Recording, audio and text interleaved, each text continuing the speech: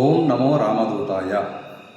అందరికీ నాగుల చవితి పర్వదిన శుభాకాంక్షలు తెలియజేస్తూ, నాగుల చవితి రోజున మనం తీసుకోవాల్సినటువంటి జాగ్రత్తలు, పాటించవలసినటువంటి నియమాలని తెలుసుకునే ప్రయత్నం చేద్దాం.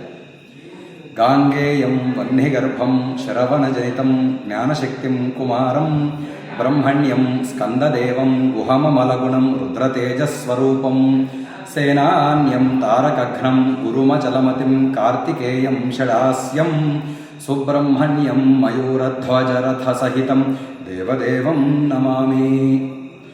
నాగుల చవితి రోజున సర్ప ఆరాధన విశేషంగా జరుగుతుంది. సర్పాధిపతి సుబ్రహ్మణ్యేశ్వర స్వామి ఆరాధన కూడా విశేషంగా చేసుకుంటూ ఉంటాం. మనకు జాతకంలో సర్పదోషము, కాలసర్పదోషము ఉన్నచో ఆ దోషాలు తొలగిపోవడానికి, అట్లాగే చక్కటి ఆరోగ్యాన్ని కోరుతూ సంతాన సమస్యల నుండి బయటపడడానికి, చక్కటి సంతానం కలగడానికి సుబ్రహ్మణ్యేశ్వర స్వామి అనుగ్రహం మనకు కావాలి. అందుకోసం ఈ సర్పదోష నివారణకై సుబ్రహ్మణ్య ఆరాధన చేసుకోవాలి. నాగుల చవితి రోజున పుట్ట దగ్గరికి వెళ్ళి స్వామివారికి పసుపు కుంకుమలతో ఆరాధన చేసి పాలతో స్వామివారికి నివేదన ఇవ్వడము, చలిమిడి ఇవ్వడము నైవేద్యంగా మనకు సంప్రదాయంగా వస్తుంది.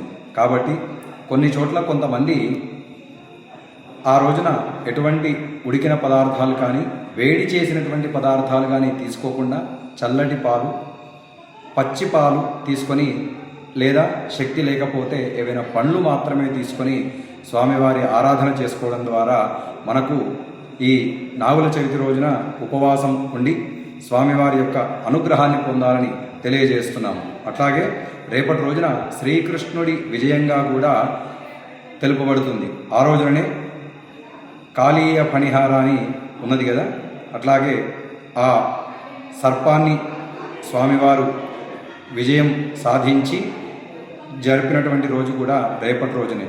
మరొక్కసారి అందరికీ నాగుల చవితి శుభాకాంక్షలు తెలియజేస్తూ ఓం నమో రామదూతాయ.